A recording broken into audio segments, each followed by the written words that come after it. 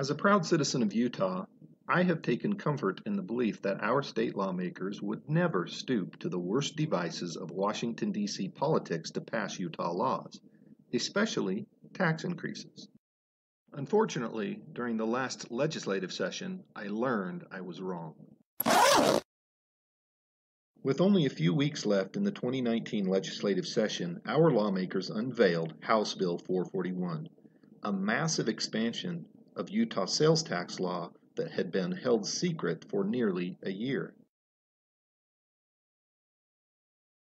If passed, HB 441 would impose sales tax on virtually all services in Utah, from piano lessons and lawn care to funeral services, accounting services, and legal fees.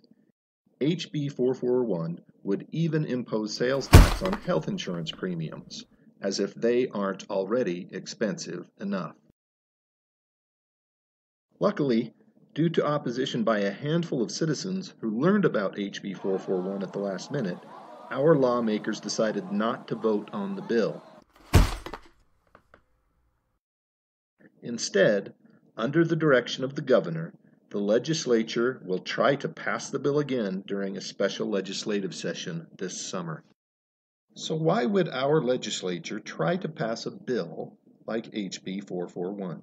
Well, if you listen to them, you would think Utah is in a financial crisis and this massive expansion of sales tax is necessary.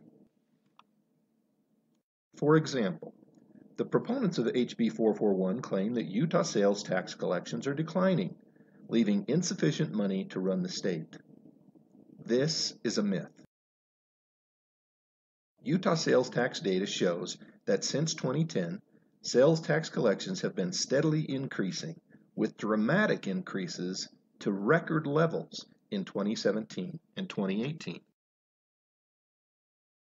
In fact, data from the Utah State Tax Commission shows that Utah families are paying on average 69% more in sales tax annually than they did in 2010. Our lawmakers also claim that we are selling less and less goods because we are moving to a service economy. Therefore, we have no choice but to tax services. This is also a myth.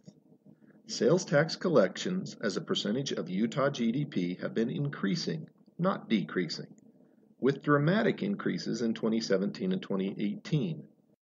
This indicates that we are not selling less goods in Utah, we are actually selling more and collecting more sales tax as a consequence. The most disturbing fact about HB 441 is the deceptive and misleading tactics used by our legislators in trying to pass the bill. Lawmakers actually named HB 441 the Equalization and Tax Reduction Act, but make no mistake, HB 441 is not a tax reduction measure, and to name it as such is incredibly dishonest. Remember, lawmakers also said that we have to tax services because we aren't collecting enough sales tax by taxing only goods. So the obvious purpose of the bill is to collect more taxes, not less. In fact, the fiscal note of HB 441 clearly states that passage of the bill would result in net increased tax collections of nearly $500 million in 2020 and 2021. Why would our legislators stoop to such misleading and deceptive Washington, D.C. style tactics to pass HB 441? The answer is simple. It would expand Utah government by raising hundreds of millions of dollars that the legislature and the governor could spend, and our lawmakers hoped we wouldn't notice. Tell your neighbors. Tell your representatives in the legislature.